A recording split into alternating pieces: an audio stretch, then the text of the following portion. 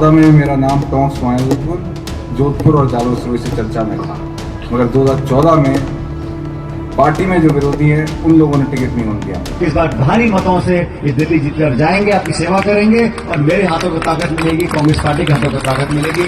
आप सबने प्यार सम्मान दिया, ऐसा लंबा साफा पहना, मेरे हाथ दुखे बांध के बना दिया। 14 अप्रैल को प्रियंका गांधी की जालौर में सभा होनी थी। कहा जा रहा था प्रियंका गांधी के साथ सचिन पायलट भी मंच साझा करेंगे। रविवार को प्रियंका गांधी जब जालौर पहुंची तो सभी की निगाहें प्रियंका के आसपास रही कि कहीं पायलट दिख जाएं। लेकिन सभा शुरू होने से लेकर सभा के समापन तक सचिन पायलट कहीं नजर नहीं आए। अब पायलट के जालौर नहीं जाने से एक बार फिर गहलोत वर्सेस पायलट की राइवलरी को हवा मिलने लगी है। अब सचिन पायलट भले ही मन से या कहें पत्रकारों के सवालों के जवाब में ये बात कहते दिख रहे हैं कि उन्होंने अपनी अदावत को भुलाते हुए गहलोत को माफ कर दिया है। यहाँ तक कि जोधपुर में जब कांग्रेस के प्रत्याशी करण सिंह के नामांकन की सभा हुई तो वहां गहलोत और पायलट दोनों पहुंचे थे और उन दोनों के एक मंच पर होने के चलते काफी सुर्खियां भी बनी थी। अब अशोक गहलोत और सचिन पायलट के बीच चल रही राइवलरी पर भले ही विराम लगता दिख रहा हो, लेकिन कहा जाता है इस खत्म होती राइवलरी में एक नया अध्याय जोड़ दिया है अशोक गहलोत के बेटे।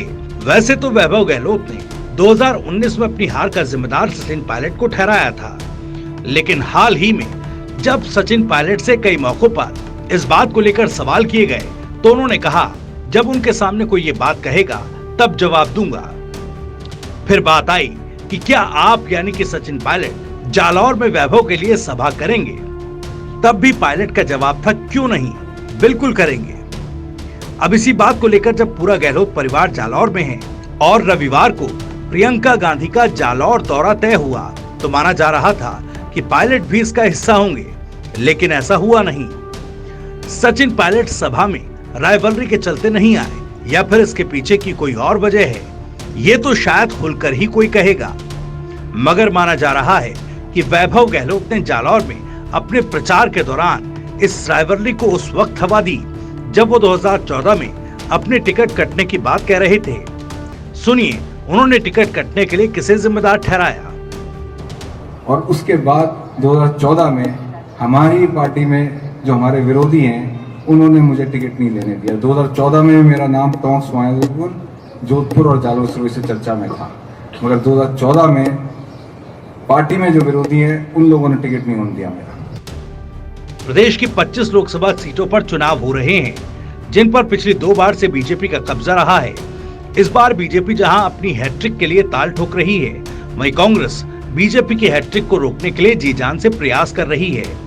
प्रदेश की जिन जिन सीटों पर कांग्रेस को टक्कर की उम्मीद है, वहां बड़े नेताओं की सभाएं कराई जा रही हैं। राहुल गांधी से लेकर प्रियंका गांधी के साथ ही सचिन पायलट भी राजस्थान को लेकर ज्यादा सजग दिख रहे हैं। भले ही सचिन पायलट खुद चुनावी मैदान में ताल नहीं ठोक रहे, लेकिन वो लगातार प्रत्याशियों के लिए समर्थन सभा कर रहे हैं। वहीं कांग्रेस के अध्यक्ष उनसे गाना गाने की डिमांड करते हैं तो कहीं उनके लेट पहुंचने पर राहुल गांधी खुद उनको बोलने के लिए आगे करते हैं। यहाँ तक कि एक सभा में जब 51 मीटर का साफा बांधने के बाद सचिन पायलट ने हाथ दर्द होने की बात कही, लेकिन जवाब में एक युवक ने कहा कि पगड़ी बांधने से वोट मिलेंगे। तो देखिए पायलट ने क्या कहा। रिस्पॉन्स मिल रहा है, लेकिन जब तक हम पेटी फुल नहीं करेंगे, हमारे वोट जब तक 90% पेटी में नहीं दबेंगे तब तक हम इतिहास नहीं रच पाएंगे। तो मेरा पूरा विश्वास है, मेरा मन ही कहता है कि इस बार भारी मतों से ये दिल्ली जीतकर जाएंगे, आपकी सेवा करेंगे और मेरे हाथों को ताकत मिलेगी, कांग्रेस पार्टी के हाथों को ताकत मिलेगी। आप सबने प्यार सम्मान दिया, ऐसा लंबा साफा पहना, मेरे हाथ दुखे बांध के बना दिया, 52 मीटर का साफा। अब पायलट तो कांग्रेस की जीत के लिए जहां शब्दों के दर्द को भूलने के साथ ही और शारीरिक दर्द सहने को तैयार हैं, वहीं माना जा रहा है कि एक बार फिर कांग्रेस की जीत के राह का रोड़ा कहीं कांग्रेस के ही नेता न बन जाएं।